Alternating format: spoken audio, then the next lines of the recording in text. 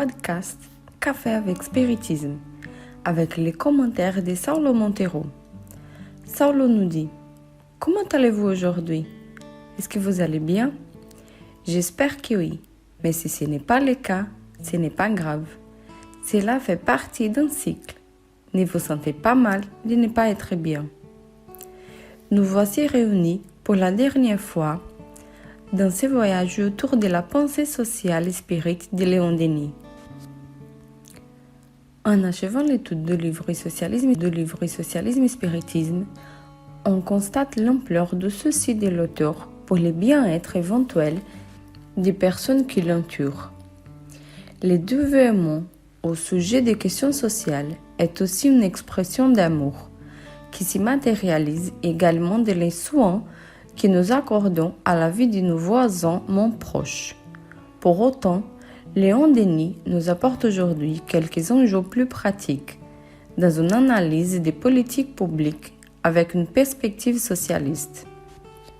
On me pose à propos d'économie sociale une série de questions auxquelles je vais m'efforcer de répondre. Pourquoi, me demandons-on, les plans de réforme sociale, si légitimes et si urgentes, est-il si long à réaliser? Que devons-nous penser du conflit permanent entre les capitales et le travail, du sens de la CGT et de la loi des 8 heures? Quelle est la forme la plus pratique de la coopération ouvrière et des interventions de l'État? Même si l'on met de côté le contexte particulier de la Troisième République, dans lequel Léon Denis vivait, il y a quelque chose d'intemporel dans ces questions, qui est la recherche constante des droits des classes laborieuses. Il est intéressant de noter que certaines réalisations aujourd'hui relativisées ont été jadis les motifs des grandes luttes d'idées, comme garantir une idée maximale des journées de travail ou garantir une représentation syndicale des différentes classes. Quelle que soit notre orientation politique, ce qui retiendrait ici mon attention, c'est le devoir moral d'offrir la dignité à chacun par un travail juste, bien rémunéré et générateur d'un minimum de bien-être social pour l'être humain. Allant un peu plus loin dans l'application pratique de ces nouveaux droits, l'auteur souligne ce dont il faut encore tenir compte aujourd'hui.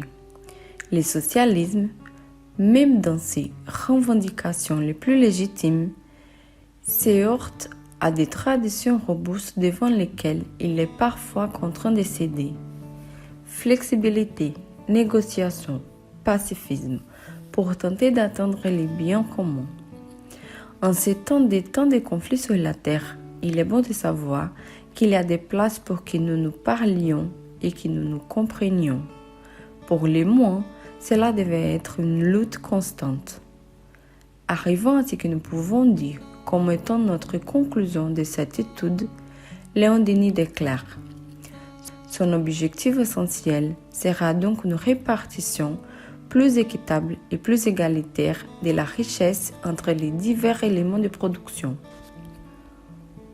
Quant aux excès provenant d'un mauvais usage de la puissance financière, on peut toujours les réprimer par des lois lorsqu'on en a acquis le pouvoir.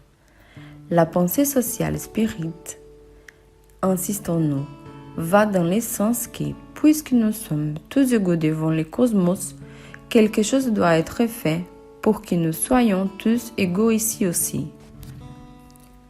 Ainsi, un socialisme de nature spiritualiste se battrait pour des politiques publiques qui répondent aux besoins de tous et pas seulement d'une classe ou de certains individus. Cette lutte perpétuelle entre le capital et le travail sera mitigée dans la perspective qu'il n'est possible que la misère des uns entretienne la richesse excessive des autres.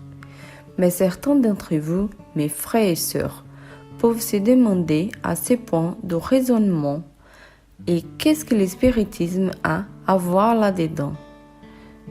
Je vais faire appel à Léon Denis pour répondre directement à cette question. Le spiritisme est un puissant moyen de propagande et de réalisation de toutes les idées grandes, généreuses et humanitaires. Il offre au socialisme une base et une sanction en démontrant que les principes de solidarité, de fraternité et de justice, qui sont son essence même, s'y retrouvent dans les lois universelles et sont la règle des mondes supérieurs. L'étude du spiritisme leur montrera la solidarité qui relie l'humanité visible à l'humanité invisible, comme les deux parties d'un même tout. Elle leur montrera que les conditions de la vie de l'au-delà, qui sont la conséquence de nos actes, sont régies par ces mêmes principes de souveraine justice et qu'il est nécessaire de les connaître pour établir sur la terre des lois, des institutions sociales sages et harmoniques. Je vous souhaite une très belle journée avec beaucoup de paix et jusqu'au prochain épisode des Cafés avec Spiritisme.